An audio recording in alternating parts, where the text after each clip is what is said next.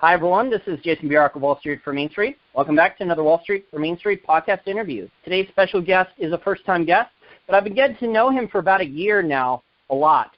He's very receptive to learning about how the global economy is changing. He's an assistant editor at the Mises Institute.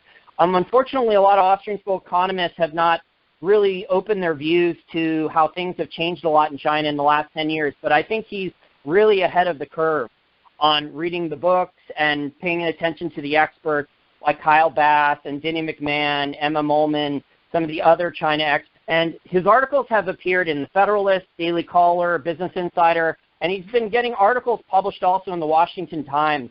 So his articles have been getting out there a lot lately on geopolitical with the U.S. and China trade war, and also on China's economy with the credit bubble, their currency problems, their banking system problems, and their real estate bubble. So, Bo Bishop, thank you for joining me.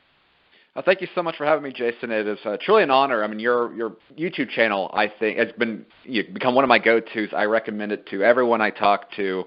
I am a proud patron of the show myself. Again, I think this is what you do. It's an incredible product. And if every time I run into someone, especially younger students that are interested in the Mises Institute, I tell them, if you're not following Wall Street from Main Street, you're missing out on some of the most important financial news out there. So very, very happy to join you.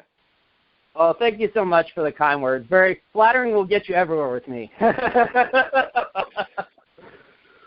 So I want to get your opinion then on the Austrian school and kind of missing out on how China has changed in the last 10 years. I know you've been studying this a lot along with me. You've been reading Denny McMahon's China's Great Wall of Debt. You've been listening to the Kyle Bass interviews. You've been reading the different articles. And yet I still hear a lot of Austrian School Economists. It's not just Peter Schiff. Peter Schiff's been right on a lot of things, but I think he's wrong on China. So why do you think it is that so many Austrians are missing out on how things have changed a lot in China with their debt to GDP ratio? Household debt has exploded in China in the last 10 years. Corporate debt has exploded in China in the last 10 years. And the amount of speculative real estate being built in China, it's still going. And according to Jim Chanos, I think now, he said depending upon how you measure it, it's now speculative real estate is now 25% of their falling GDP. I think there's a lot of reasons why I think a lot of people are not really paying enough attention as they should. One of it, I think it's pretty understandable when obviously the Austrian school has become a largely American school of thought. Particularly ever since Mises fled Europe, and you had the tradition of the Rothbard and George Mason and others. And so it's natural that if you're based in America that, we become so focused on what is wrong in our own neighborhood. And then obviously the Federal Reserve, in the last 10 years has given us plenty to pay attention to and just shake our heads and complain about what they're doing. But obviously the dollar doesn't exist in a vacuum. And if you were betting on the dollar, ignoring the actions of other central bankers, then you missed a lot of what had happened the last decade. There's one of my favorite scholars that we've had come through Auburn is a man named Peter St. Onge, who's been a professor throughout Asia. He used to make fun of the fact that you have Austrians like Peter Schiff who've been perma bears the last decade. When Austrians understand that the reason why there is the bust is that you do have a boom.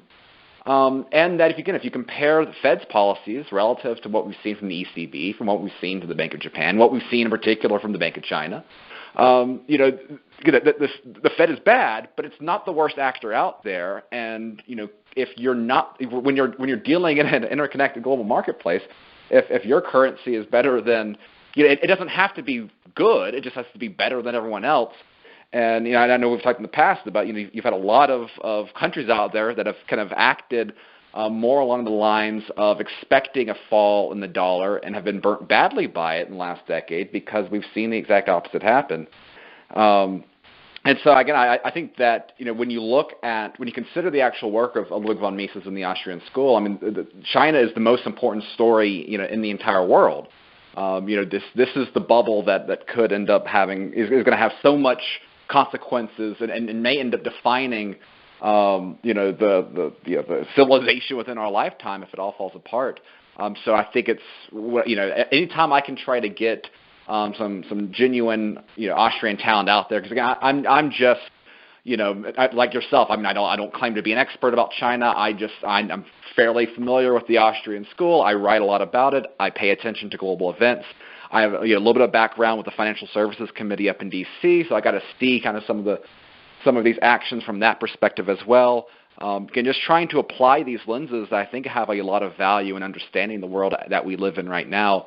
The more that I can get the true economists out there interested and focused on this, and the better work that we can get, the better analysis that we can get understanding these issues, I think we're all going to be better off. And so that's what I've been trying to do with the Institute, especially this past year.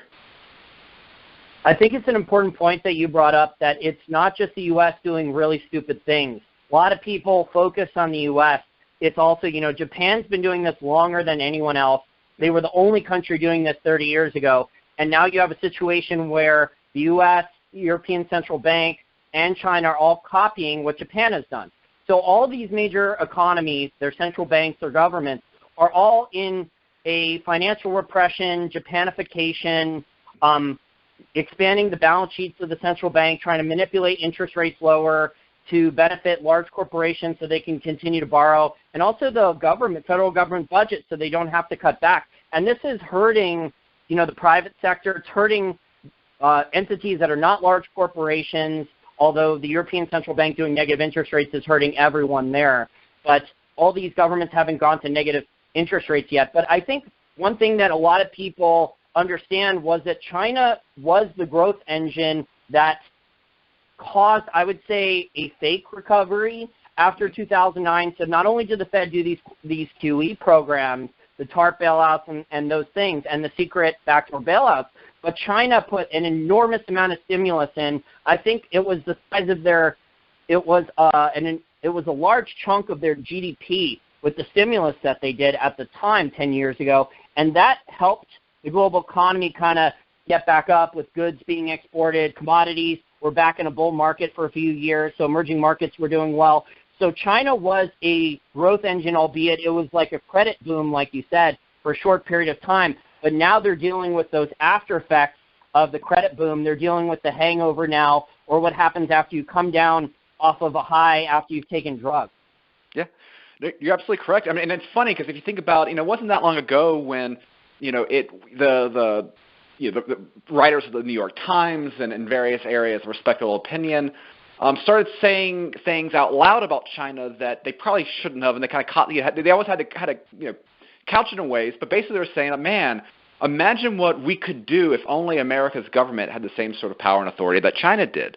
Thomas Friedman and others, I think it was on Meet the Press, saying, "I'll just imagine, we could do our own New Deal programs and things like that. We don't have to worry about these democratic checks, et cetera."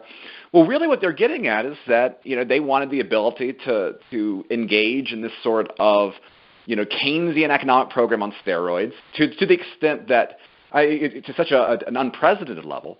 And they were jealous of what China's been able to do. But again, we really are seeing the consequences of it now, accelerating. And I think that, if we and of course it's not simply, you can't simply look at central bank policies when you're considering this. I mean, there was a wonderful article in the QJE, I believe it was last year, by a Polish economist named Arkadiusz Siemion, who talked about shadow banking and its role in business cycles, right? I mean, because if you look at the original works of Ludwig von Mises and his focus on business cycles, it's credit expansion in all ways. It's not simply decreasing of interest rates, but when you're able to lower capital requirements to speed up the availability of loans, so when you look at a place like China, where you see not only a mispricing of money, interest rates, which one of the most important prices in the economy, but also the mispricing of risk, and obviously that comes with particularly with all of the deals between local governments and state-backed enterprises and the need to keep those tax revenues flowing. When I talk to people and try to get them to understand, why all this is important, when you consider the size of state-backed enterprises in the traditional loan markets in China. Imagine if Fannie Mae and Freddie Mac in 2007, made up the same amount of the entire loan market in the United States that state-backed enterprises are making in China right now. I mean, it's just absolutely unfathomable. That's precisely what you have, and when you consider that their banking system's full of these loans that were never meant to be profitable. This is not entrepreneurship. It was political loans made for political ends. I mean, this is going to end very, very badly. And when you consider that China has been the driving force of growth in the last 10 years, again the consequences for everyone is going to be see how that rides out. And Murray Rothbard would have called what's going on in China political entrepreneurship, where the politicians and the bureaucrats have way too much power. Denny McMahon talked about this extensively in his book, China's Great Wall of Debt. I did an interview with him over the summer. I highly recommend reading his book. He talks about the local government financing vehicles.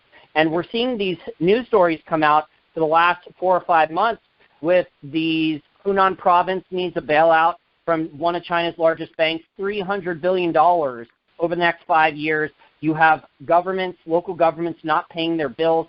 Denny McMahon talked about these local government financing vehicles, which are dummy corporations that these local government politicians set up to defy Beijing and borrow money that they knew that they couldn't pay back. The politicians were figuring that they would boost local GDP, and that would get them a promotion so they could leave the area and go to a better bureaucrat job, and they'd be gone before the problem was dealt with.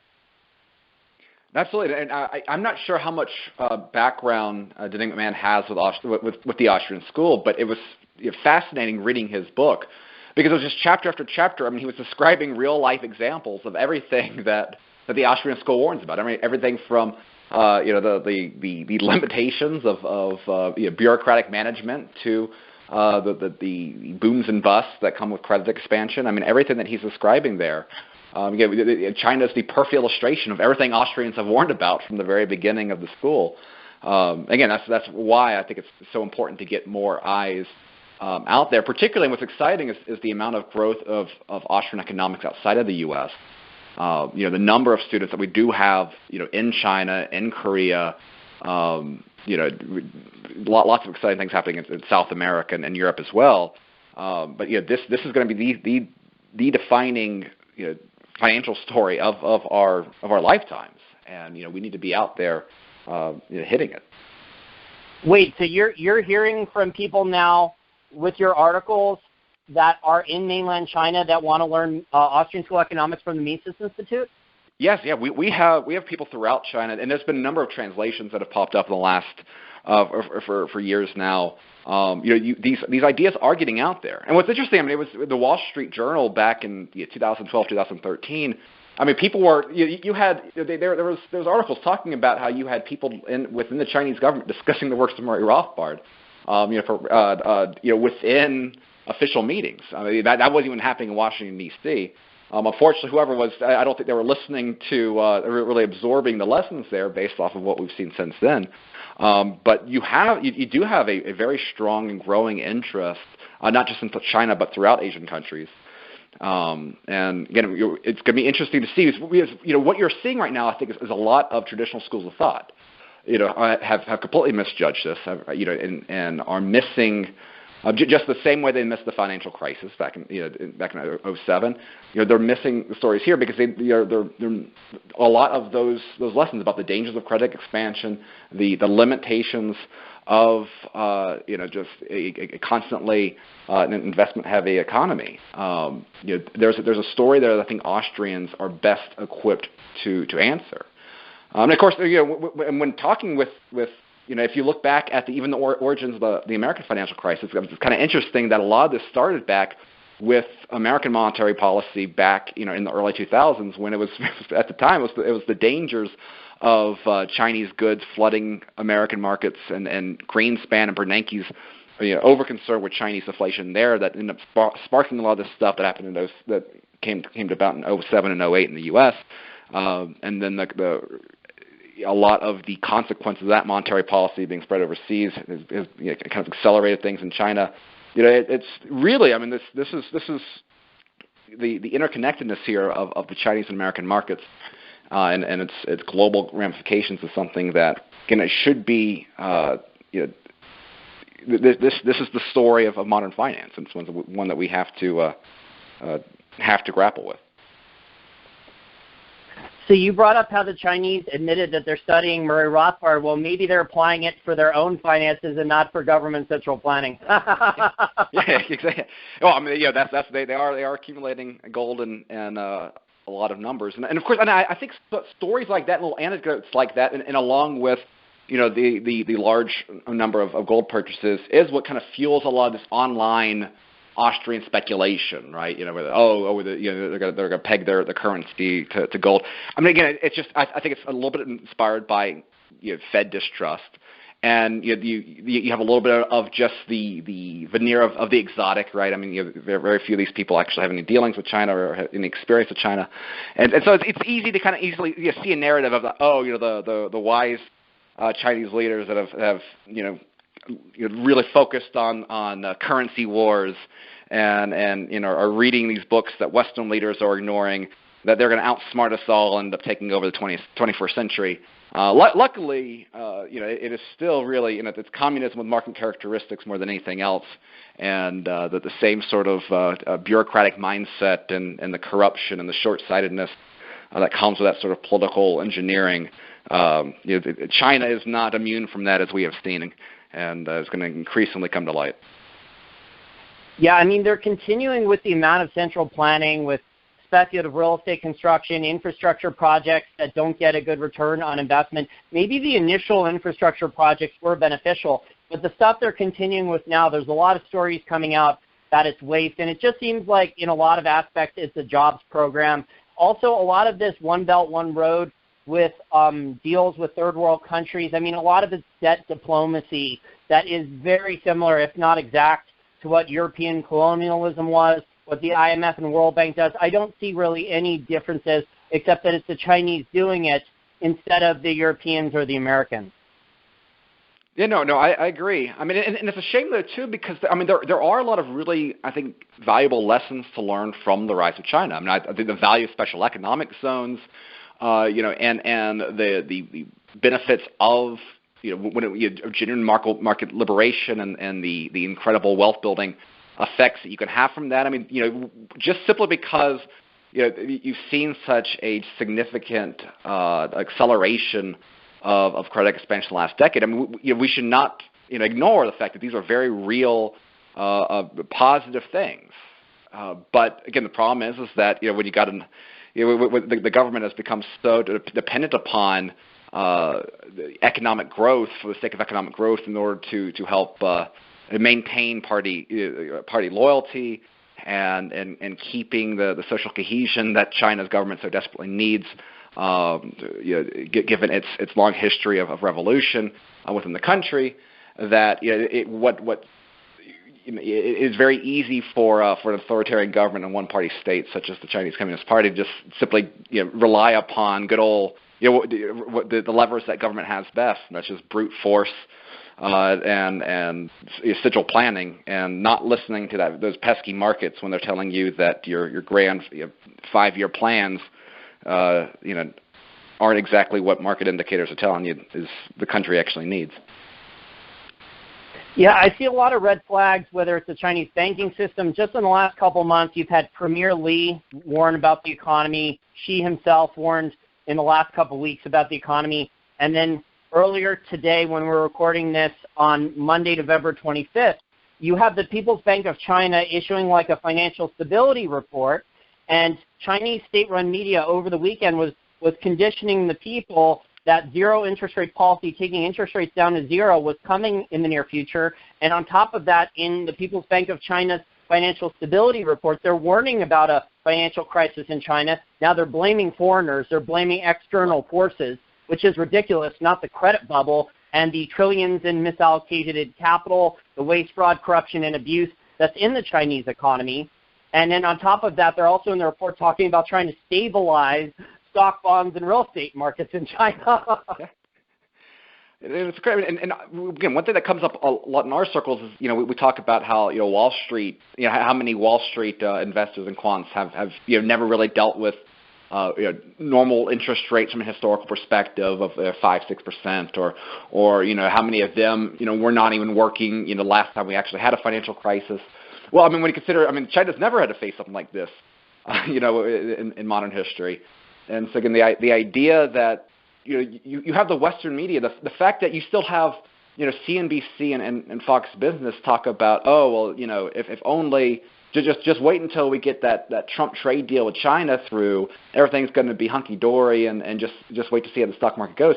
The idea that something just as a trade deal can solve a lot of these fundamental core issues that have been building 10 plus years is absolutely ludicrous. And I think some of it just is a direct result of, again, this built-in Western assumption that Chinese leaders are somehow so much smarter than the West, and that they really have perfected this sort of hybrid communist government with a growing free market, as they often are depicted. It's absolutely ridiculous. And when you see just how the more you dive into this, the more you see, just how absurd this caricature that is so baked into the mainstream narrative here. It's the fakest of all news. Well, I think the attitude on Wall Street is that, it's China and they could just paper over everything, right, or as long as the problems are in RMB, they could just easily deal with it. That seems to be the main narrative from a lot of people in the mainstream financial media and a lot of mainstream financial professionals that, it's China, the rules that apply to other countries do not apply to them. And you brought up how this has not happened in modern times. I would slightly disagree because it did happen 30 years ago. It's very similar to Japan's economic boom and bust from 30 years ago. And from what I've heard from sources in mainland China, that a lot of the Chinese officials think that the worst case scenario for them is Japan. So they won't collapse, and that they're going to have stagnation for decades, and that's how they're going to deal with things. So I think that's far too optimistic based on how much of their credit bubble is, but maybe they're better at pulling levers, doing Keynesian economics than I think they can. Right, and of course it helps when you have the complete, when you have the additional layers of authoritarian brutality that the West is seeming to start to pay greater attention to. But again, I'm very. What scares me is the long-term consequences, particularly when you consider the lingering effects of the one-child policy, and you have a lot of military-age males that have no hope for getting married, and the true human aspect there. When you think of the avenues that the government has of putting otherwise static or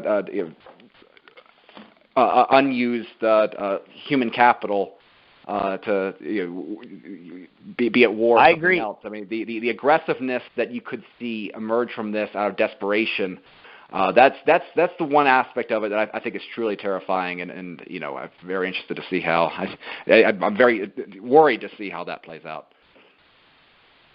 Yeah, normally when governments have enormous trade wars, currency wars, tariffs, tit-for-tat stuff, it historically leads to an actual kinetic war. So I'm hoping that does not happen. But yeah, I agree with what you said. You in a roundabout way, you said China has a clear long-term demographic problem. But I think there's demographic problems in Japan, a massive one. They're ahead of everyone else with their demographic problem. There's demographic problems in the European Union and the U.S. as well. So there's global demographic problems in a lot of the largest economies. Oh, no, absolutely. And when you consider the importance of human life to a flourishing economy, you can't. That's all setting up to a very bleak, some very bleak possibilities on the road. So let's talk about Hong Kong now. So Hong Kong used to be one of the freest areas in the entire world. Relatively low tax, free banking system. Capital used to go in and out. It was one of the main three financial centers in the entire world, with New York City, London, and Hong Kong.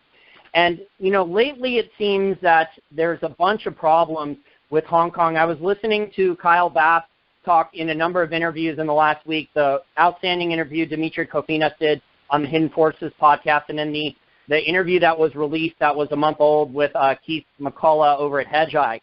And it seems that Hong Kong was expecting that people would not pull money out of their banks, that people would not close their bank accounts, that they would still have a good tourism business, and that they would maintain their top levels. I think they're at one of the top, if not the top, shipping and exporter cities and the ports in the entire world. And it seems that all of those things in just the last couple of years, though, have changed drastically. I know, absolutely, and that's without really getting into the major political problems they're having right now, especially with the recent elections.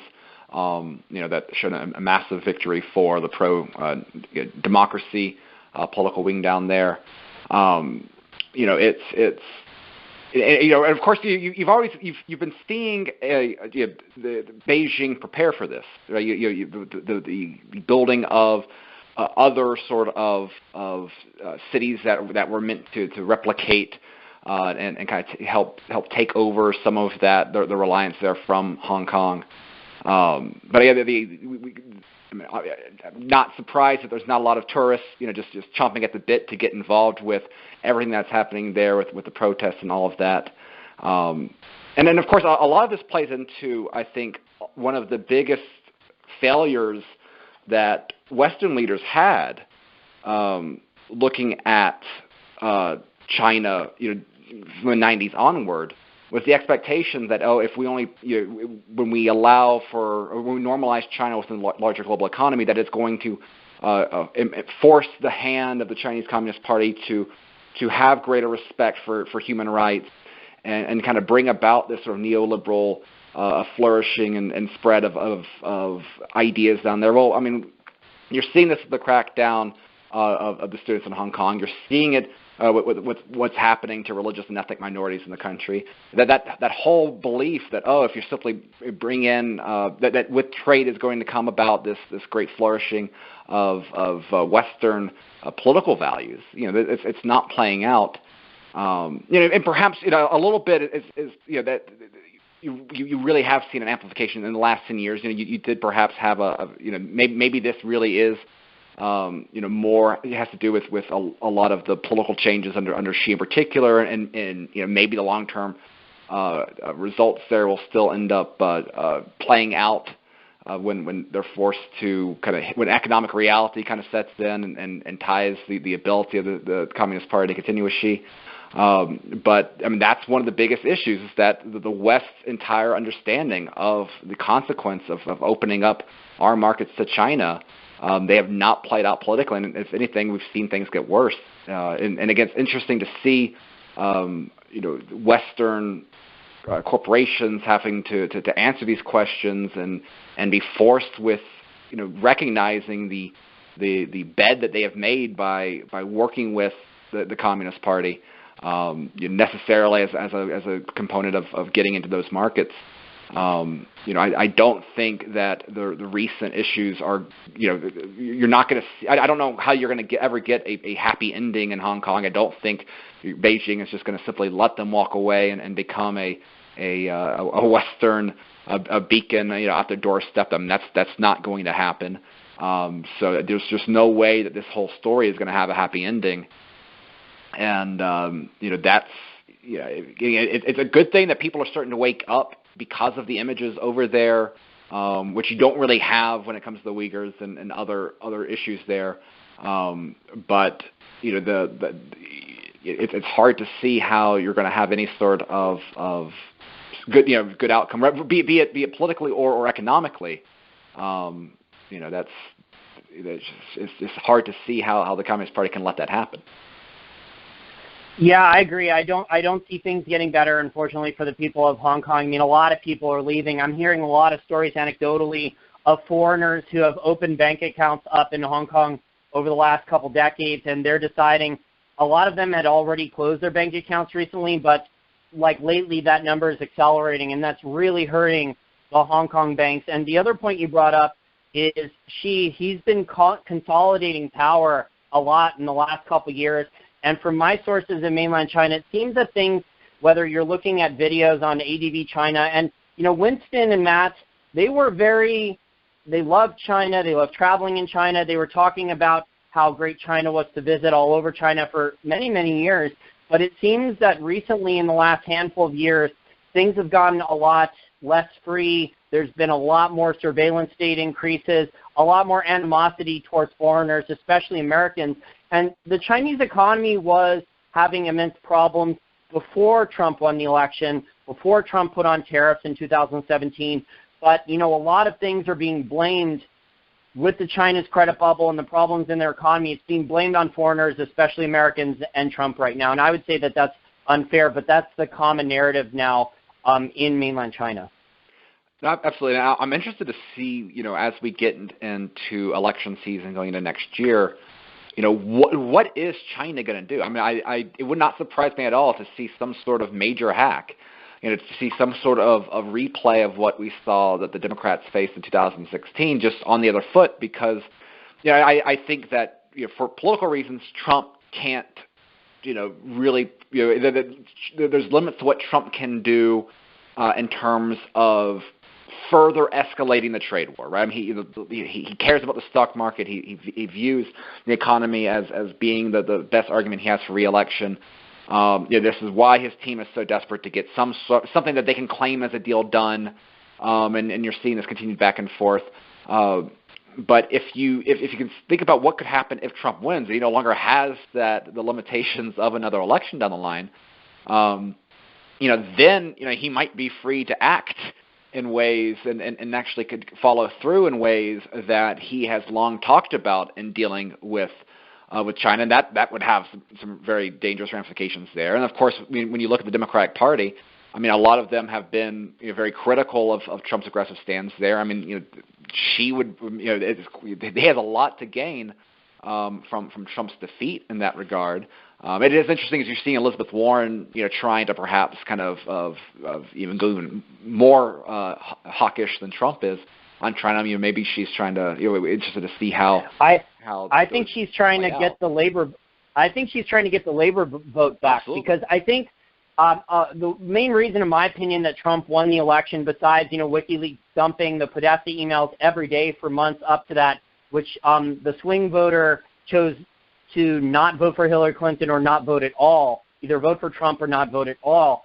The main reason was Trump was telling a lot of the union workers, labor in the Midwest, in Pennsylvania, Ohio, Wisconsin, Michigan, states that a Republican had not won since Ronald Reagan. He was campaigning heavily there and saying, I'm going to try to do something. And the voters said, you know what, at least he's going to try. I think that was one of the main reasons he convinced labor. And so if Elizabeth Warren is promising stricter tariffs on China, I think she's trying to get those votes back that Trump won in 2016. Oh, no, absolutely. And you kind of see this. I mean, when you have Tucker Carlson saying nice things about a Democratic, particularly one who on a lot of the cultural side of things is not Tucker's cup of tea. I mean, it's very interesting, some of her maneuvering in that regard. I think she's still going to have other issues, but we'll see how that all works itself out. But I think that also shows that there's a lot of limitations. Again, obviously, being within Austrian economics and no small part due to the success of Ron Paul, who was a great evangelizer for the school.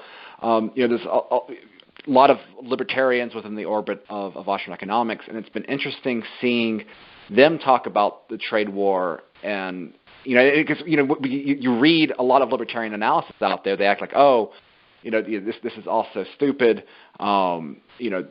Trump is getting destroyed by Trump's tariffs are the biggest. They're hurting the U.S. more than they are China, and this is just a big miscalculation.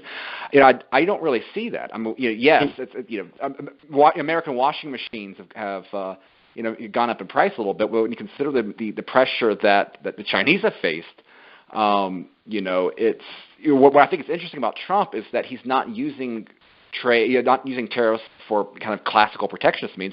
He's using it in the way that Austrians have always understood tariffs to be, as weapons of war. It's a non-shooting war, but I mean he's playing it with a very that's exactly how he sees these tools. And it requires, that's not an endorsement of tariffs at all, but I mean, it requires a different way of looking at these things rather than kind of the gut, trade is always good. Well, when you're dealing with the difficulty of doing trade with China without doing it with the Communist Party. Well, the thing is, so it's not mutually beneficial trade. It's not free trade. So I mean, like American companies have had all these terms and conditions to access China's market. China has lied. They lied to get into the WTO. They haven't been in compliance. They lied to get their currency into the FDR basket. They closed their capital accounts. So I mean, and then if a large corporation, American or European one, wants access to China's market, they have to have a Chinese partner. They have to have forced technology transfer. They had all these things. So there were all these conditions in order for them to make profits. I mean, if you would have asked Apple now if it was worth all their profits 10 years ago to build the iPhone there, I mean, now look, Apple's share of the Chinese smartphone market has collapsed. They were number one or number two when the iPhone was first rolling out, and now Huawei has stolen a lot of the intellectual property and research and development from Samsung. Samsung just moved, I think, all of their factories out of mainland China, and Apple is considering doing more of that, but Huawei has a lot of the technology, and they didn't pay Apple for it. They didn't pay Samsung for it. So Apple made their profits for about 10, I don't know exactly when the iPhone came out, but Apple made it in many, many billions of profits for 10 years, but now Apple's market share in China for selling iPhones has collapsed. Right, no, absolutely. And you have people that still act like, the major reason why you have companies in China is because of cheap labor. Well, I mean, when you consider the massive increases in labor costs within China, I mean, that's why you've seen a lot of Chinese manufacturers relocate to the United States, just simply because the benefits and labor costs are not nearly what they used to be. You're seeing it move to Thailand. I mean, my wife and I we got married last year and had our honeymoon in Thailand. I'm very happy that we did it then rather than this year because of the appreciation of the Thai baht against the dollar would have made that trip a lot more expensive. In no small part just due to the amount of relocation and companies getting out of China and moving to markets like that. Again, the reason why you're doing business in China is to get access to their market. It's not simply to capitalize on lower labor costs and the true costs of that. And then when Kyle Bass gets into the differences in accounting requirements and Dodd-Frank requirements that Chinese corporations can get, getting investors in the U.S., putting them a massive massive head start back from a massive disadvantage from American companies. I mean, again, when Trump talked about America getting ripped off of China, at first I thought it was kind of this classic populist rhetoric. But the more you dive into this, I mean, no, I mean these really are bad actors, and we have to figure out a way of dealing with that and confronting it in a way that doesn't destroy our economy, but treats that for the real threat that it is. I would call the economic relationship that the U.S. and China has had very unhealthy codependency, because the U.S. has relied on China for many, many years to buy treasuries. And then the U.S. corporations wanted cheap labor. They wanted access to China's markets, but a lot of corporations didn't get good access to China's markets. They just got the extra profits from cheap labor, but then that hurt Americans with jobs. So it's been a very unhealthy codependency relationship that has not benefited a lot of people here in the U.S. There's been some cheap goods, a lot of it's plastic trinkets, but maybe we learned this lesson in kindergarten that if you can't play well with others, maybe you shouldn't play with them at all.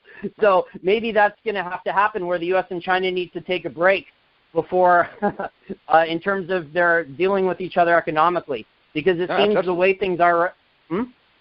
Oh no, you're absolutely correct. Again, and again, who benefits? It's Wall Street benefits, Washington D.C. benefits, central bankers benefit. It's Americans, mainstream Americans, the people that got Trump elected. Those are the ones that got screwed. Again, this is why you're seeing the rise of populism throughout the West. Well, one of many, but I mean this is definitely a part of this larger trend. Yeah, and they tried to sell us that your goods are going to be cheaper, but it's not. you still need jobs to pay for those goods, and a lot of people are not getting the jobs that they thought they would especially after graduating college with massive amounts of student loan debt. No, yeah, you're absolutely correct.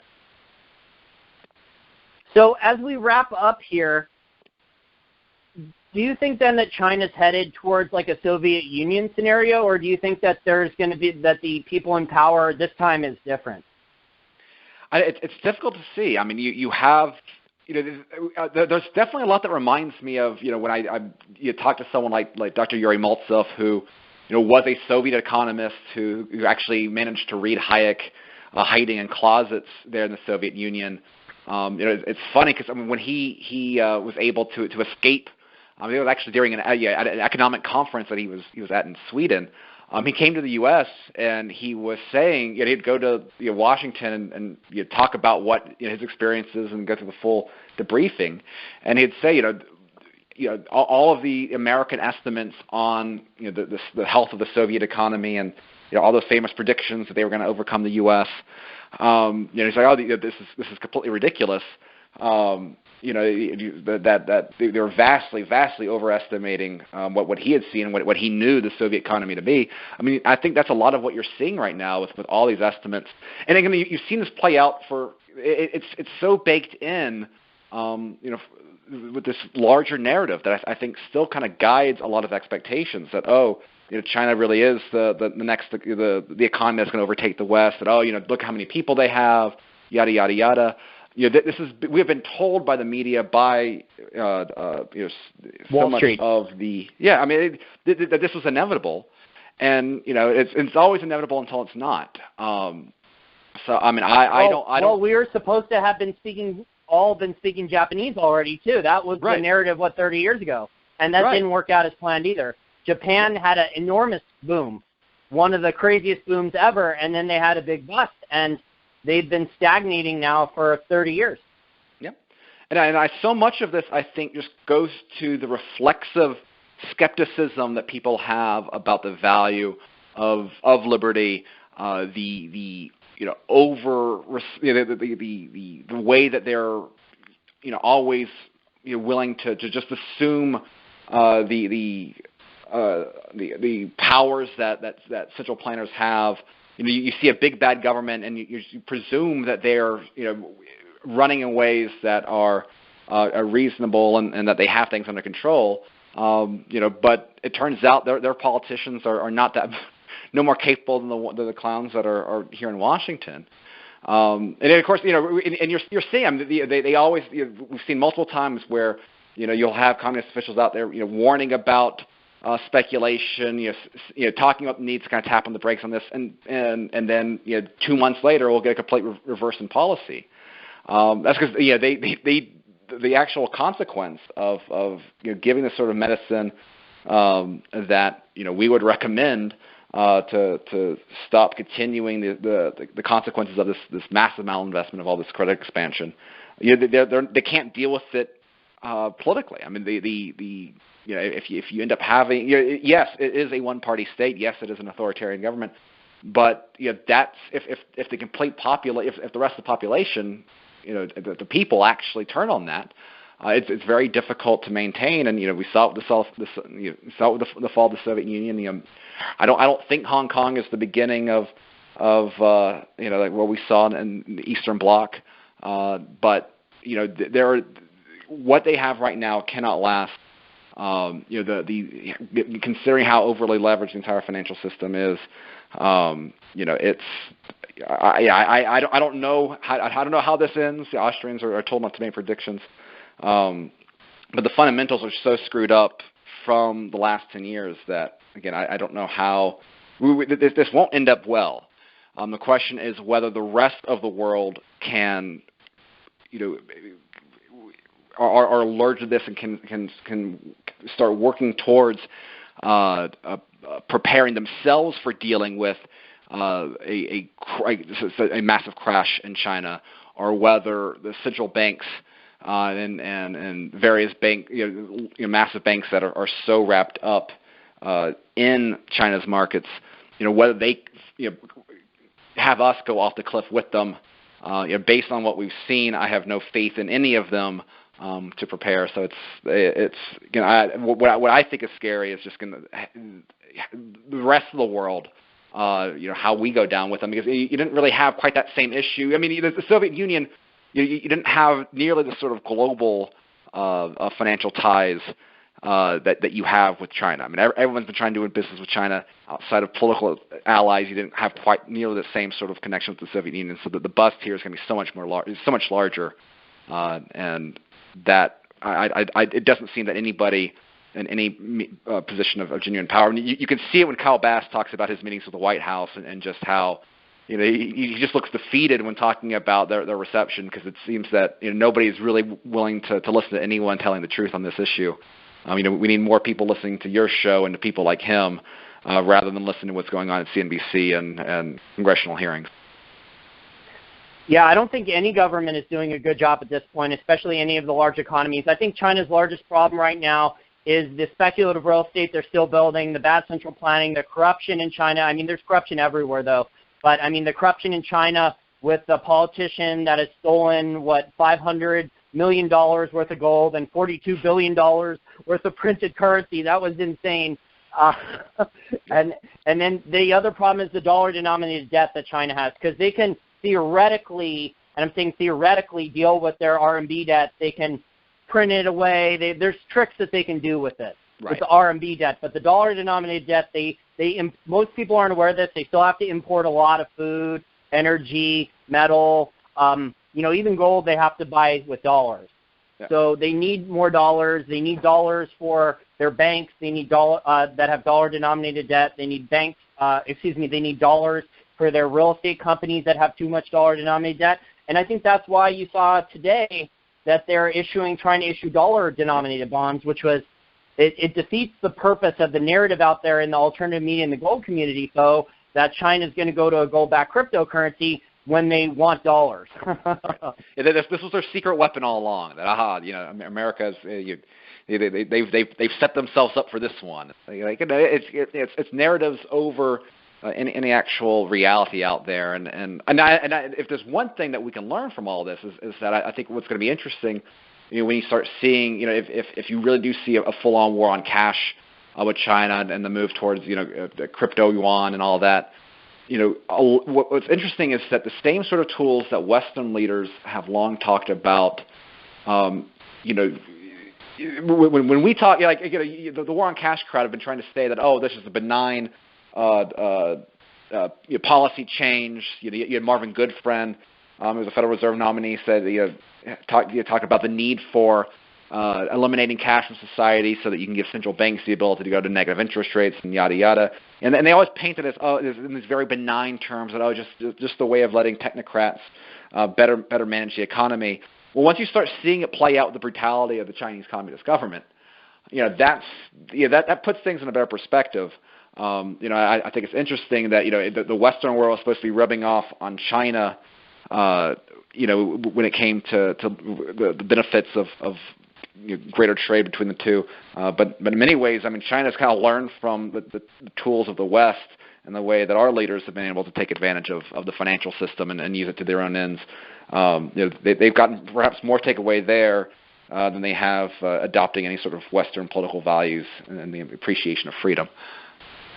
Yeah, you combine potentially the cashless society with a crypto yuan with the social credit score, and you get more Orwellian than George Orwell probably could have imagined. Yeah. But I want to thank you for your time today, Tho. I really enjoyed this discussion, and I really hope that you and the other Austrians out there continue to cover this China story more, because there's so many crazy things, so many crazy stories that have been coming out of China in the last 12 months. I mean, their economy, I don't think you can argue at this point that their economy is contracting very violently. I mean, according to the government's own data in China, and a lot of people question that data, but according to the government's own data, their economy is contracting violently, and they are doing a lot of unusual things that people in the gold community would not have expected them to do if they were in better shape. Right. So thank you so much for having me, Jason. It's always a pleasure to talk with you. And again, thank you so much for the work that you're doing. Again, best channel out there on YouTube. I really appreciate that. And I'll put a link to your article page on the Mises Institute And you're also writing a lot for Washington Times, so that's impressive. Your work's getting out there more. Maybe one of these days I'll convince you to write a book about China from the Austrian perspective, and then you could be a high-paying consultant just like Robert Murphy. Appreciate it.